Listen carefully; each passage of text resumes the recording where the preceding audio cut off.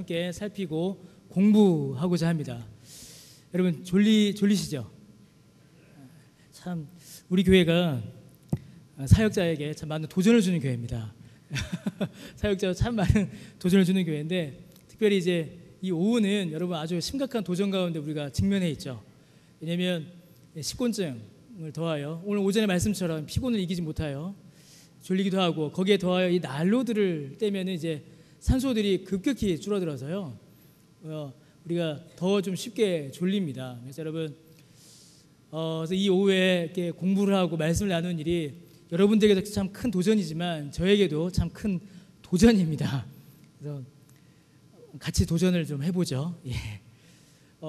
오후에 우리가 이제 요리문답 또 교리에 대해서 우리가 좀 함께 공부를 하고자 합니다. 그러면 도대체 교리가 뭔가, 교리를 왜 배워야 하나? 이 교리 이러면 먼저 우리 마음에 어떤 마음이 좀 드세요? 교리 이러면 그렇죠, 딱딱하죠. 딱딱하고 내가 평생 공부했는데 또 공부해야 돼? 뭐 이런 생각 들고요. 교회까지 나를 이렇게 괴롭히나? 뭐 이런 생각이 들지 않으십니까, 여러분? 들어요. 교회까지 와서 은혜로 이렇게 찬송하고 말씀 듣고 기도하면 대체 또 무슨 공부를 하나? 그 공부를 우리가 해야 합니다. 그 공부를 우리가 해야 하고, 그래야지 우리의 신앙의 내용을 좀 채워나갈 수가 있어요. 근데 주일 오후에 제가 한 달에 한 번을 빼고 한 달에 3번은 제가 이제 계속 여러분들과 이 요리문답 공부를 할 건데요. 이제 우리 성경 공부반에서도 하시듯이 제가 3가지를 늘 사용합니다. 하나는 이제 화면에 띄우고요, 다른 하나는 이제 강의안을 드리고요, 다른 하나는 제가 이제 말로 이렇게 떠듭니다. 오늘은 강의안이 없습니다.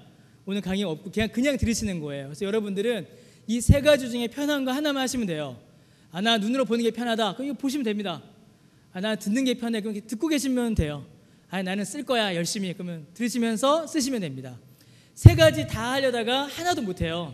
그러니까 마음을 푸시고요. 좀 덥지 않으세요? 약간? 저는 좀 덥거든요. 이게 더우면 더 졸립니다. 이렇게 목도리 같은 게 푸시고, 가벼운 몸과 마음으로. 그리고 이제 오후는 성경 공부잖아요. 제가 이름을 아예 오후 예배 안 하고 성경 공부로 바꿨습니다. 그러니까 좀 오후에 좀 편안한 마음으로, 우리 교회는 그게 어떨지 모르겠는데요, 뭐 커피 같은 거 드셔도 됩니다. 예, 편안한 마음으로 절대 부담 갖지 마시고. 설마 제가 여러분들을 괴롭히겠습니까? 괴롭히지 않거든요. 이제 유익을 끼치기 위해서 하는 거니까요. 여러분들 같이 좀 배워가시면 좋겠고요. 그 제가 이 요리문답 하는데 제가 또 요리문답을 한두 번 가르쳐 봤겠습니까? 제가 하여튼 우리나라에서 나온 요리문답은 제가 거의 다 공부도 해보고 가르쳐도 봤습니다. 근데 제 이 요리문답 공부하는데 목표가 있어요. 목표가 제 최대 목표입니다. 주일 오전 설교와는 다르게, 그리고 쉽게, 그리고 재밌게, 그리고 짧게. 이게 제 목표예요. 그러니까 여러분들 조금만 버티시면 됩니다. 좋은 거 조금만 버티시고 가벼운 마음으로. 이렇게 제가 왜 이렇게 서론이 기냐면요, 이 요리문답 공부하는 게 마음의 짐이 크거든요. 그러니까 마음의 짐을 갖지 마시고 하시면 돼요. 여러분, 교리가 뭐고 왜 교리를 배워야 하는가? 우리가 이걸 먼저 좀 짚고 넘어가야 돼요. 그래야지 이제 이 교리를 배우죠. 과연 교리가 뭔가? 도그마, 이게 뭔가? 여러분, 성경 구약이 모두 몇 권이죠? 이 보이시나요? 39권입니다. 그럼 구약 성경 모두 몇 장일까요? 제가 답이 다 있잖아요. 제 질문은 답이 다 있습니다. 제가 방금 말씀드려놓고 물어보고 막 그래요. 제가 오늘 성경 공부 때 욥기가 제일 어렵습니다 이래놓고서 오늘 성경 중에 뭐가 제일 어렵죠? 이렇게 질문했어요. 그러니까 답이 다 있어요. 구약은 모두 몇 장입니까? 아니요, 929장이죠. 929장. 모두 몇 절이에요? 23,213절입니다. 구약은. 그 신약은 모두 몇 권입니까? 27권이고요. 모두 몇 장이죠? 260장이고요. 모두 몇 절입니까? 7,957절이에요. 그럼 신구약 성경 전부 다 합쳐서 몇 권입니까? 66권이고요. 전부 다 몇 장이에요? 1189장이고요. 모두 몇 절이에요? 31,089절입니다. 성경을 기록한 사람이 모두 몇 명일까요? 약 69명입니다. 약 69명. 기록 기간은요? 약 1600여 년이에요. 약 1600여 년. 기록 언어는 뭘까요? 구약은 히브리어와 아람어로 이렇게 기록이 되었고요. 신약은 뭐로 되어 있습니까? 헬라어로 되어 있어요. 그러면 히브리어, 헬라어, 그 다음에 성경을 번역한 언어가 있습니다. 첫 번째로 번역한 언어가 뭘까요? 라틴어입니다. 라틴어예요. 그 다음에 뭐로 번역됐을까요? 라틴어 다음에 독일어로 번역됐습니다. 루터가 독일어로 번역됐고, 그 다음에 뭐로 됐을까요? 불어로 됐고요. 그 다음에 뭐가 됐을까요? 영어는 한참 뒤에 됐고요. 우리말 성경 언제 됐을까요? 아주 후에 된 겁니다. 여러분, 제가 왜 이걸 이렇게 말씀드리냐면요, 우리가 책 한 권 읽기도 힘들잖아요. 자, 한번 여쭤보겠습니다. 오늘 제가 사실 이렇게 죄송합니다. 좀 둘러보니까 제가 질문하기 참 부담스러운 분들만 계세요. 저쪽에 담임자매, 한 달에 책 몇 권 읽어요? 거의 안 되겠어요. 거의 상처받으면 안 되니까. 박성원 전사님, 한 달에 책 몇 권 있습니까? 사실대로 솔직히 얘기하세요. 몇 권? 거짓말하지 말고요. 교회 앞에서 지금 몇 권 읽어요? 세 책은 3권 정도 읽는다고 합니다. 많이 읽는 건가요? 예. 한 달에 한 권 책 읽기도 힘들어요. 근데 성경은 모두 몇 권이라고요? 한 권이 아닙니다. 한 권으로 묶여져 있으니까 한 권 같지, 이게 한 권이 아니에요. 몇 권이에요? 66권입니다. 그러면 이 66권을 다 읽고 이해하고 정리해야 예수 믿는 게 뭔지, 구원이 뭔지, 성화가 뭔지, 칭의가 뭔지를 그때서야 우리가 알 수 있는 거예요. 이걸 다 요약해야 합니다. 여러분, 원주일 아세요? 원주일이라고 아시나요? 원주일이 뭐죠? 파이죠. 파이. 원의 넓이, 원의 지름, 이런 거 구하는 게 파이입니다. 그 원주일이 얼마일까요? 원주일 값이 뭐죠? 3.141592 그 다음부터 모르겠어요. 3.141592까지 제가 외웁니다. 그분은 몰라요. 그러면 3.141592를 구하려면 어떻게 해야 돼요? 원을 재고 그것을 반지름 지름을 재서 나누어서 곱해서 3.141592를 곱해서 막 이렇게 해야 됩니다. 근데 그렇게 하면 어떻게 돼요? 답이 나오기도 힘들고 틀릴 때도 많아요. 그래서 어떻게 합니까? 3.141592 뭐뭐 쓰지 않고 딱 뭐라고 해요? 간단하게 파이 이렇게 딱 쓰고 끝입니다. 교리가 그런 거예요. 성경 전체를 다 이해하고 다 읽고 다 요약하고 다 분석하고 정리해서 요셉의 일생을 보니까 하나님께서 이렇게 이끄셨구나, 이게 섭리. 하나님께서 아브라함에게 이렇게 약속하시고 이렇게 이끄시고 이렇게 했으니까 이게 언약. 얼마나 깁니까? 그것을 다 요점을 정리한 거예요. 성경의 요점을 정리하여서 하나님을 아는 지식을 우리 안에 쌓아주고 우리의 신앙 고백을 모아줘서 하나님을 사랑하는 경건을 도와주는 것, 이게 바로 교리입니다. 그러니까 교리는 딱딱하고 어렵고 철학이고 이런 게 아니에요. 교리를 배우면 그래서 어떤 일이 생길까요? 내 마음에 하나님을 아는 지식의 기쁨이 생겨요. 여러분, 사랑해 보셨죠? 연애 해보셨지 않습니까? 다 해보셨죠? 기억나시잖아요. 아무리 옛날 장로님 기억나시죠? 감사합니다, 장로님. 연애하고 사랑할 때 어떻습니까? 한 번이라도 더 보고 싶고 하나라도 더 알아가는 기쁨이 있잖아요. 이 사람이 뭘 좋아하는지, 이 사람이 뭘 싫어하는지, 이 사람이 뭘 즐거워하는지, 즐겨 듣는 음악은 뭔지, 이런 걸 알아가는 기쁨이 있습니다. 교리가 바로 그런 거예요. 우리가 교리를 배워가면 하나님을 아는 지식,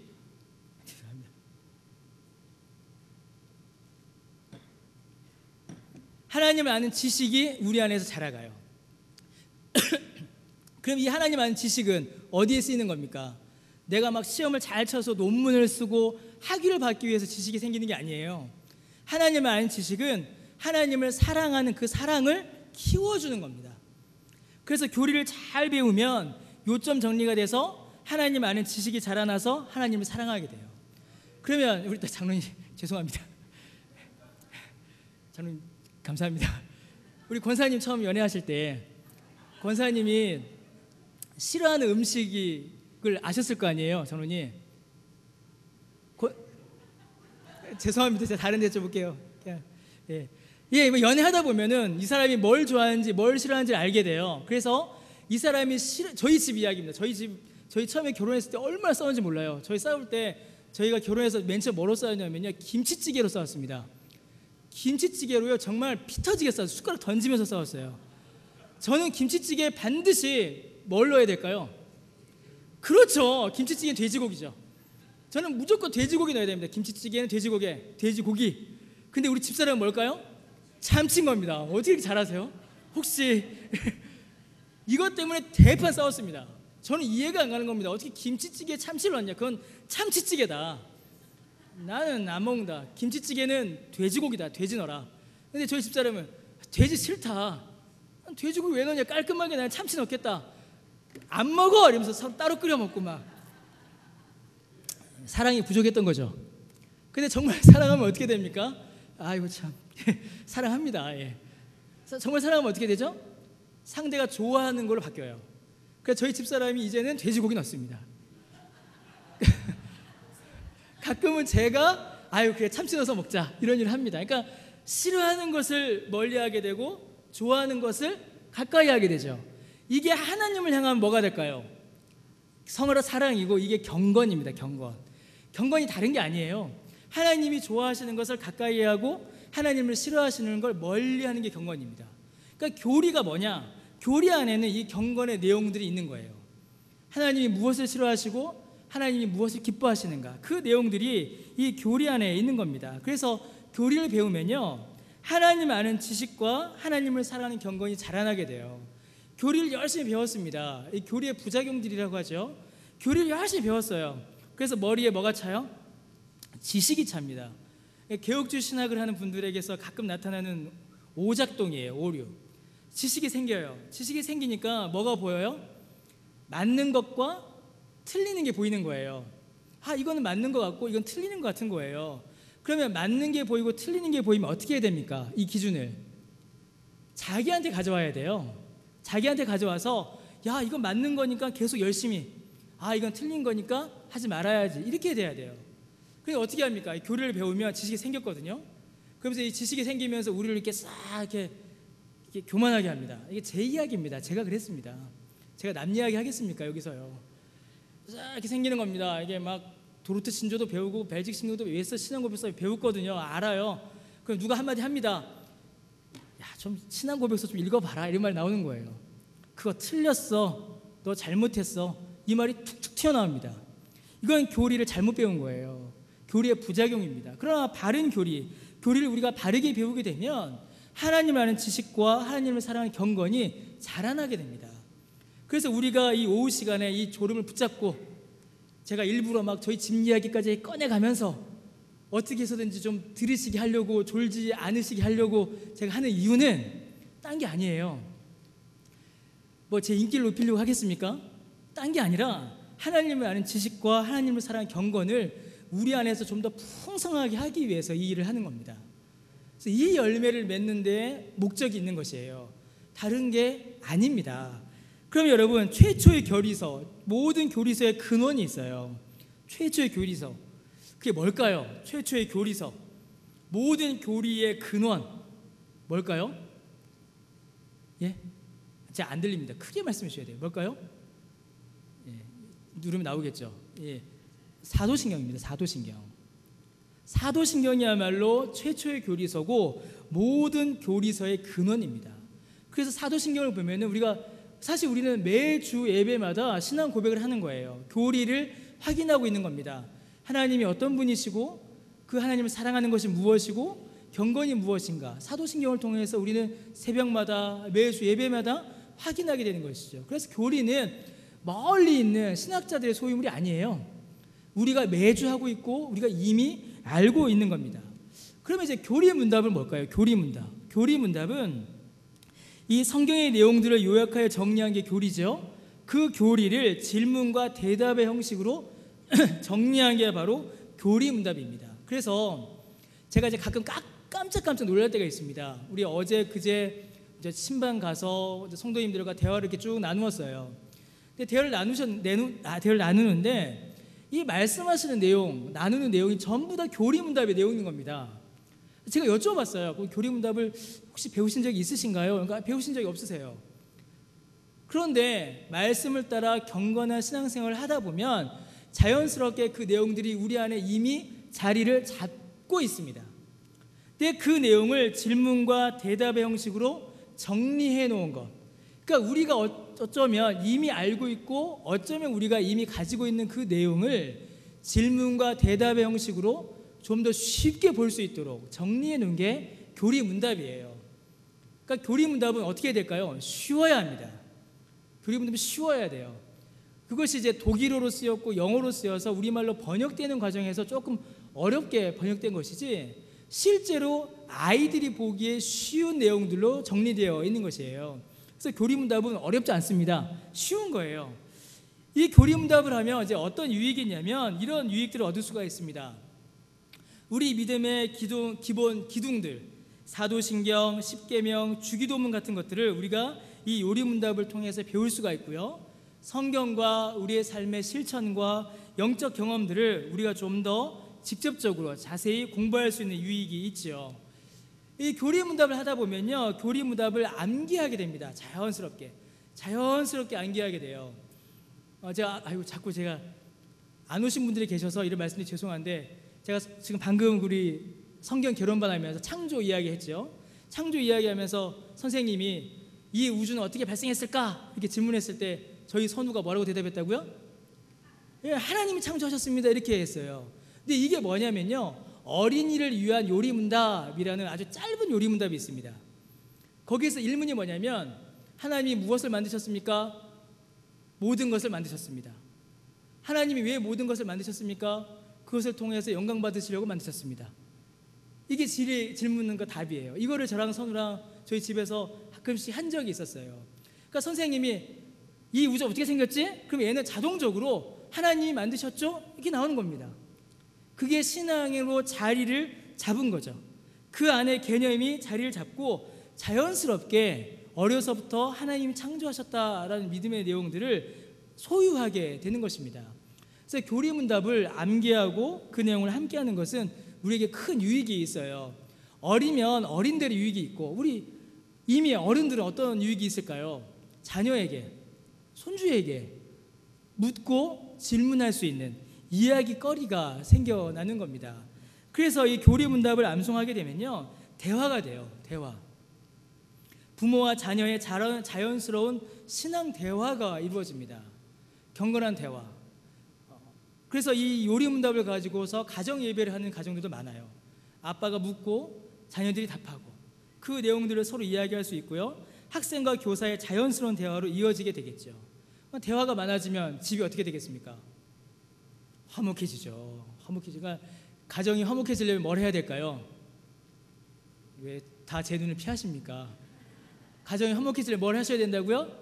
교리문답을 같이 하셔야 돼요. 하셔야 됩니다. 아이에게 너 사나 죽으라 너의 유일한 위로는 뭐야? 이렇게 물어보셔야 돼요. 인생의 가장 주된 목적이 뭐지? 그러면 그런 대화의 시작점을 통하여서 가정에서 신앙에 대한 대화가 시작되는 겁니다. 그리고 이 요리문답을 우리가 공부하게 되면 어떤 또 유익이 있냐면, 설교가 리마인드 되기가 굉장히 쉽습니다. 설교를 듣고 그 설교의 내용들의 요점을 하나하나 확인할 수 있는 유익이 또 있는 것이에요. 그래서 여러분, 이 교리 교육, 또 교리 문답을 공부하게 되면요, 교회의 공동체성이 이루어집니다. 교회의 공동체성이 이루어져요. 여러분, 지난번에 우리 이제 성례 때, 성찬 예배 때 주일학교 아이들이 같이 했죠. 근데 제가 예배 진행하면서 딴소리를 가끔 하는데, 우리 그 성경 교도 갈 때에 어른들이 빨리 가시니까 제가 어떻게 했죠? 천천히 하세요 그랬죠. 천천히 하세요. 그리고 제가, 여러분 느끼시는지 모르겠는데, 저는 이제 사도신경이나 주기도문 할 때 굉장히 천천히 합니다. 또박또박 합니다. 또박또박. 근데 지금 이제 우리 교회도 처음보다는 지금 천천히들 하시는 것 같아요. 이 사도신경을 또박또박 다 같이 할 때에 그때 영적 공동체성을 확인하게 돼요. 누군 빨리 해버려서 빨리 끝내버리고, 누군 천천히 하고 아니라 같이 한 입술로 한 소리로 한 마음으로 신앙을 고백하는 공동체성이 생기는 겁니다. 근데 그 공동체성을 주일날 교회에서만 누리는 게 아니라 가정에서 누리는 거죠. 가정에서 목사와 성도가, 교사와 학생이, 부모가 자녀가, 교회에서 가정에서, 또 가정에서 교회로, 이런 신앙의 공동체성들을 확인할 수가 있는 겁니다. 제가 이제 이 요리문답을 할 건데 일주일에 하나씩 할 겁니다. 딱 하나씩 할 거예요. 그러면 이 하나 갖고 한 주간 여러분 말씀하실 수 있는 거죠. 서로 이야기 나눌 수 있는 거리가 생기는 겁니다. 그래서 교리 교육은, 교리 문답은 이제 몇 가지의 목적을 가져요. 첫 번째는 복음, 성경의 복음을 포괄적으로 설명하는 목적을 가집니다. 단순히 복음의 내용만이 아니라 복음의 전체, 성경에 요약된 내용 전체를 우리가 함께 살펴보는 거죠.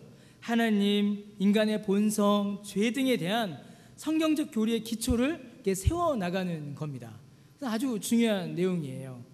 또 하나 목적이 있습니다. 교리 문답을 하게 되면요, 이 시대와 문화에서 일어난 이단, 오류, 거짓 신앙에 대한 답을 낼 수가 있습니다.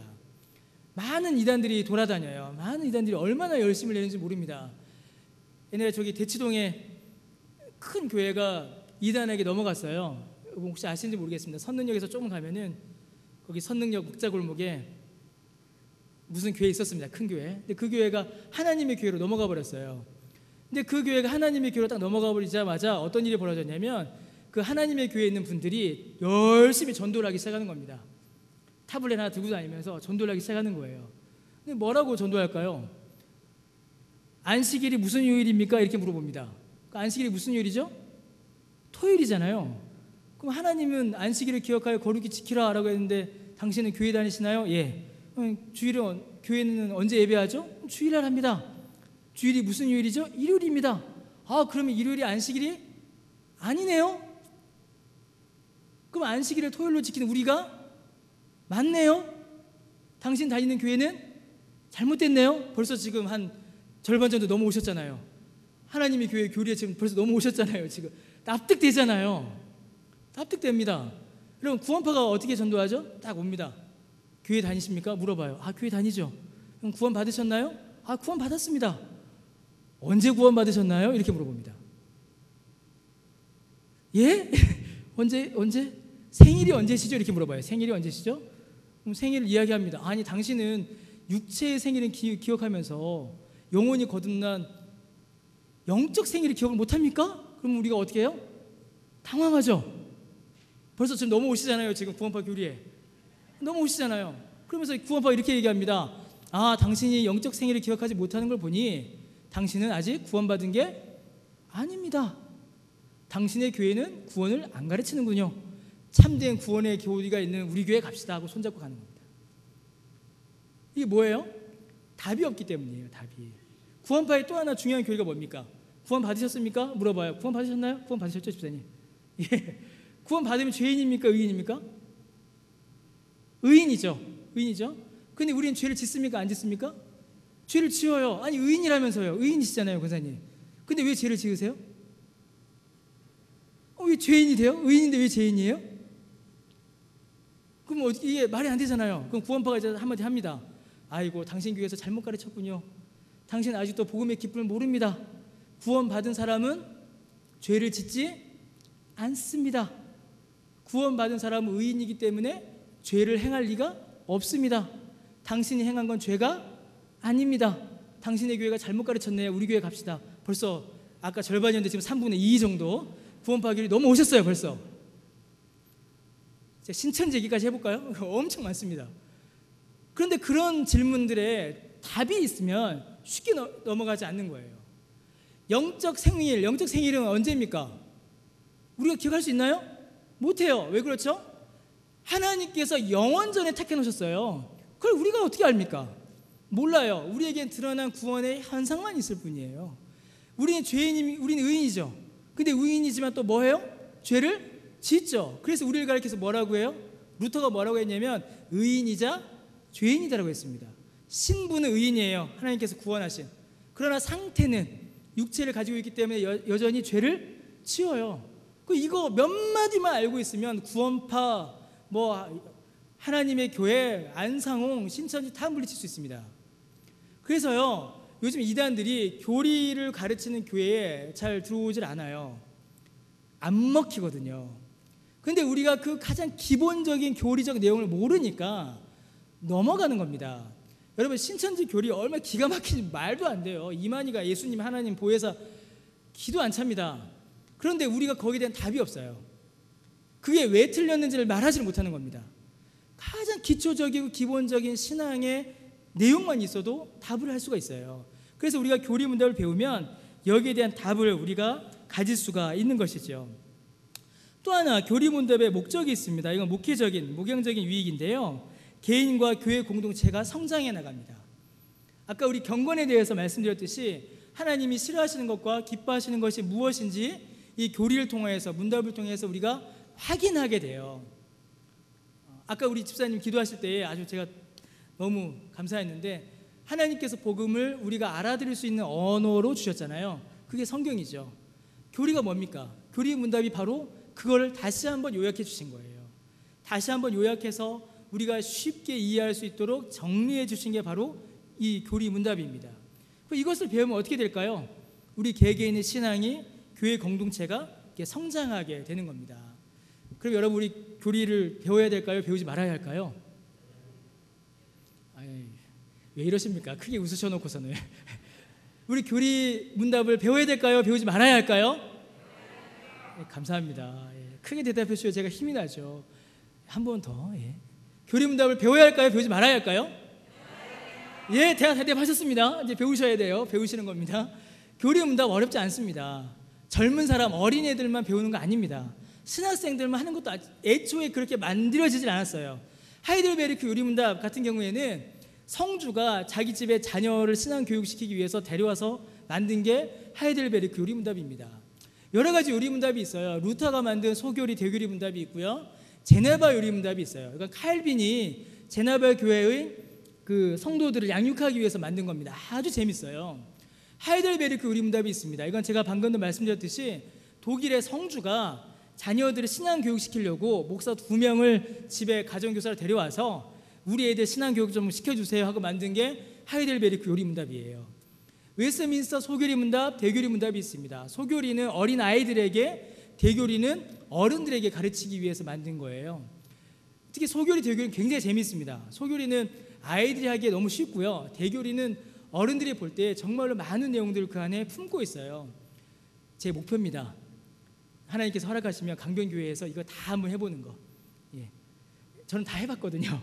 얼마나 재밌는지 모릅니다. 한번 하나님께서 허락하시면 할 수 있겠죠. 이렇게 많은 요리 문답들이 있습니다. 그런데 우리가 공부할 요리 문답은요, 이게 아니에요. 여기 있는 요리 문답을 공부하는 게 아닙니다. 이게 벌써 어렵잖아요. 하이델베르크, 막 독일어, 어렵다, 딱 웨스트민스터, 막 발음도 어렵고요. 우리가 공부하려는 건 이게 아닙니다. 특히 저 루터의 대교리 문답 같은 경우는요, 얼마나 무서운지 모릅니다. 루터의 대교리 문답, 목사를 완전히 막 욕을 하면서 막 써 있어요. 굉장히 읽으면서 힘들어요. 우리가 공부하는 건 이게 아니에요. 우리가 공부하려는 건요, 뭘 하냐면은 뉴시티 교리 문답을 공부하려고 합니다. 뉴시티. 이거 이 책입니다. 뉴시티. 여러분, 이 뉴시티가 과연 뭘까요? 뉴시티 뒤에 뭐라고 써 있죠? 신도시. 신도시냐? 신도시냐? 이게 그럼 신도시 사람들이 가는 게 뉴시티 교리 문답이냐? 한번 좀 졸리실까봐 제가 이렇게 그림도 한번 넣어봤습니다. 그런데 이 뉴시티 교리 문답은요, 이런 신도시가 아니에요. 신도시 이야기를 하는 게 아닙니다. 신도시 이야기가 아니고요. 이 뉴라는 단어, 새롭다라는 뜻이죠. 이 새롭다라는 단어가 뭘 의미하냐면요, 예수님을 믿어 변화된 새로운 피조물을 가리켜요. 그러면 예수님을 믿어 변화된 새로운 피조물들이 가장 많이 모여 사는 곳이 어디예요? 도시입니다. 도시. 예수 믿는 사람이 우리나라에서 어디 제일 많을까요? 서울시에 제일 많습니다. 그래서 도시는요, 변화돼야 돼요. 도시가 바뀌어야 됩니다. 이 강남 바뀌어야 된다니까요. 도곡동과 서울시가 바뀌어야 됩니다. 여러분, 예수 믿는 사람들이 모여있는 도시가 새롭게 성격을 바꾸어야 해요. 도시가 탐욕과 범죄와 죄악에 물들어 있지만 하나님께서 그 도시에 예수 믿는 사람들을 가장 많이 모아놓으셨고, 그 예수 믿는 사람들이 모아놓은 그 도시를 통하여서 새로운 신앙 운동이 일어나야 합니다. 이 이야기를 누가 했냐면요, 제가 한 게 아니라 팀 켈러라는 목사님이 하셨어요. 그래서 복음으로 새로워진 도시를 이루기 위하여 만들어진 게 바로 이 뉴시티, 이 요리문답입니다. 이분입니다. 팀 켈러, 티모스 켈러라는 분이세요. 뉴욕에 있는 이제 리디머 장로교회의 담임 목사님이시고요. 뉴욕에 가시면 꼭 가보십시오. 리디머 프레스바이테리안 처치라고 합니다. 저는 한 번도 안 가봤어요. 그리고 이분과 이제 D.A. 칼슨이라는 분이 연합하여서 만드신 이제 복음연합이라는 이제 사이트가 있어요. 그래서 이 리디머 장로교회와 복음연합이 함께 만들어낸 것이, 함께 정리한 것이 바로 이 교리 문답입니다. 최소한 우리가 뭘 보는지는 이제 알고 해야죠. 근데 이 뉴시티 교리문답을 제가 왜 하냐면은 이게 갑자기 뜬금없이 그냥 만들어진 게 아니기 때문이에요. 이걸 어떻게 만들었냐면요, 칼빈이 만든 제네바 요리문답이 있습니다. 그리고 하이델베르크 요리문답이 있어요. 이 하이델베르크 요리문답은요, 처음부터 칼빈이 만든 제네바 교리문답은 이제 개혁주의 신학이라고 하죠. 성경을 하나님의 말씀으로 믿는 그 신앙의 내용을 정리한 거예요. 그 하이델베르크 요리문답은 뭐냐면요, 대륙, 유럽 대륙이죠. 독일을 중심으로 한 대륙이 거의 이제 개혁교회라고 하는데 대륙의 신앙 고백의 기준으로 삼는 겁니다. 그 다음에 밑에 웨스트민스터 소교리 문답이 있죠. 이 웨스트민스터 문서는 영국을 중심으로 한 장로교회의 신앙의 기준이 되는 거예요. 그러면 이 세 가지의 문서를 어떻게 했을까요? 이 단체에서 요약하고 정리해서 만든 겁니다. 제가 아무거나 안 가져옵니다. 제가 약장사 된 것 같은 느낌이 갑자기 확 드는데, 제가 아무거나 가져오겠습니까? 감히. 이 세 가지의 요리문답을 정리하고 이 세 가지 요리문답의 정수를 뽑아서 정리한 게 바로 이 뉴시티 교리문답이에요. 이렇게 생겼습니다. 이겁니다. 이거. 그래서 이거를 매주 하나씩 이제 보려고 하는 것이죠. 그러면 여러분, 이 책을 사야 될까요? 안 사야 될까요? 사야 돼요. 이러면 이제 제가 책장사 되는 거죠. 사셔도 되고 안 사셔도 됩니다. 사시면 여러분들 보시기 좋으니까요. 사시면 좋고, 안 사셔도 제가 매주 이거를 프린트로 나눠 드릴 겁니다. 하나씩 내용을 정리해서요. 그래서 그거 가지셔도 상관은 없습니다. 다만 이제 한 가지 부탁드리고 싶은 건 하나 있어요. 뭐냐면, 사시면 좋고요, 영어가 좀 쉬우신 분들이 계실 수 있잖아요. 그렇죠? 영어가 하나 우리말보다 영어가 좀 쉽다, 우리 계시죠? 예, 고개 끄덕끄덕 하시면서 영어로 해도 되는데 뭐 굳이 한국어로 하나. 그 핸드폰 다 쓰시잖아요. 스마트폰 쓰시면요, 그 어플리케이션을 검색하시면 뉴시티 카테키즘이라는 걸 이제 검색을 하시면요, 이런 어플리케이션이 하나 딱 뜹니다. 이게 뭐냐면, 이제 아직 우리말로 번역이 안 되어 있는데 이 내용을 영어로 이렇게 만들어 놓은 거예요. 뉴시티 카테키즘 검색하시면 바로 뜹니다. 그럼 이걸 키면 어떻게 될까요? 이게 일문이에요. 이게 일문이 영어로 있죠. What is our only hope in the 이렇게 있습니다. 그러면 밑에 이거 안 뜨네요. Show answer라고 있는데 저걸 딱 누르면 답이 옆에 딱 뜨는 거예요. 이런 식으로 구성이 되어 있습니다. 밑에 보면 성경, 기도, 해설 다 볼 수 있어요. 그래서 이거를 이제 여러분 핸드폰에, 스마트폰에 까셔서, 맨날 스마트폰 이렇게 잘 쓰시지만 이런 걸 사용하시면 더 유익이 더 있을 수 있습니다. 자녀들에게 혹은 공부하는 학생들에게, 아이들한테 좀 이렇게 영어 공부 되잖아요. 좀 사용을 하시면 좋겠습니다. 그래서 이렇게 좀 이용을 하시면 좋겠다 싶네요. 이게 책도 있고요. 네, 아이고 넘어가 버렸네요. 예, 여기로 써야 되는데 책도 있고요. 그냥 요리문답 어플리케이션도 있습니다. 그래서 활용을 잘 하시기를 이렇게 부탁을 드리겠습니다. 뉴시티 교리문답의 구성을 좀 볼게요. 뉴시티 교리문답은요, 52개의 질문과 대답으로 되어 있습니다. 1년이 몇 주죠? 예, 밑에 써 있잖아요. 52주입니다. 52주. 그런데 하이델베르크 요리문답은 전체가 129문이에요. 웨스트민스터 소요리문답은 107개입니다. 얼마나 깁니까? 근데 이걸 52개로 정리한 거예요. 그래서 한 주에 하나씩, 우리가 한 주에 하나씩만 보고 갈 겁니다. 그러면 이건 어떻게 구성되어 있나? 크게 3부로 나뉘어져 있어요. 1부는 성부 하나님을 이야기합니다. 창조와 타락, 율법이 무엇인가 이렇게 20개의 문항으로 우리에게 설명하고요. 2부는 성자 하나님, 예수 그리스도의 사역을 우리에게 알려줘요. 예수님께서 우리를 어떻게 구속하셨고 어떤 은혜를 주셨는가가 나타나고, 3부는 성령 하나님을 가르쳐줍니다. 그래서 우리가 어떻게 회복되며 어떻게 거룩의 길로 나아갈 수 있는가, 이것을 잘 정리해놨어요. 이렇게 1부, 2부, 3부로 이렇게 구성되어 있습니다. 그러니까 여러분 어떻게 해야 될까요? 52주를 다 들으셔야 합니다. 다 들으셔야 돼요. 삼위일체 하나님이시지 않습니까? 다 배워야 합니다. 그래서 여러분, 제가 우리 그 성경 공부할 때 구호가 있어요. 성경 공부 구호가 기억나시나요? 잊지 말자 첫 마음이, 잊지 말자 첫 마음. 성경 공부 언제까지요? 요한계시록 끝날 때까지. 이게 이제 성경 공부의 구호거든요. 예, 우리도 여러분 되도록이면, 가능하시면 끝까지 함께 참여하셔서 좀 공부하시고 들으셨으면 좋겠습니다. 이 문답을 어떻게 활용하느냐? 크게 세 가지로 활용할 수가 있어요. 첫 번째로는 매주 한 문답씩 우리가 암송하는 겁니다. 이 문답은 나중에 이제 답을 말씀을 드릴 텐데, 답이 이렇게 하나로 되어 있는데 그 답이 어린이용과 어른용이 좀 나누어져 있어요. 한 답 안에서 요만큼은 어른이, 요만큼은 어린이가 나올 수 있도록 이렇게 나누어져 있습니다. 그래서 그 내용을 함께 암송하는 것, 이것도 아주 유익하죠. 자, 성경도 암송해야 되는데 요리 문답까지 하나만 하셔도 됩니다. 요리 문답을 좀 함께 생각하는 거죠. 그리고 두 사람이 짝을 이루어서 함께 묻고 답하는 것도 아주 유익합니다. 부부간에 또 가족, 자녀들과 함께 이렇게 활용하셔도 굉장히 좋아요. 그리고 마지막으로 그 밑에 있는, 넘어가 버렸는데 여기 밑에 보시면 여기가 이게 다 성경 구절이거든요. 밑에 걸 클릭하시면 이 성경 구절과 해설, 기도를 활용해서 또 신앙의 유익을 나누실 수가 있습니다. 이 내용도 제가 매주 이렇게 나누어 드릴 겁니다.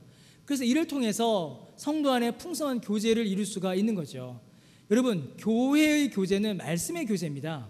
교회의 교제는 목사와의 사귐은 무슨 사귐일까요? 목사와 성도의 사귐은 말씀의 사귐이에요. 목사와 성도의 사귐은 말씀의 사귐이고, 교회와 교회의 성도의 사귐은 말씀의 교제입니다. 그래서 우리가 자주 보고 자주 만나면 정들듯이 말씀을 통하여서 우리가 훨씬 더 친밀해져요. 신앙의 귀한 내용을 함께 나누는 걸 통하여서 성도의 교제를 더욱더 풍성히 나눌 수가 있게 되는 겁니다. 그래서 이 내용들 꼭 좀 기억을 하셨으면 좋겠습니다. 그래서 이제 1년 52주 쭉 할 건데요. 그래서 이걸 통해서 우리가 좀 이렇게 유익을 누리시게 되기를 부탁을 드리겠습니다. 오늘의 1문만 한번 읽어보죠. 1문만. 자, 1문입니다. 제가 문을 읽으면 여러분은 답을 읽으시면 되겠죠. 1문입니다. 자, 사나 죽으나 우리의 유일한 희망은 무엇입니까? 답입니다. 읽으시죠.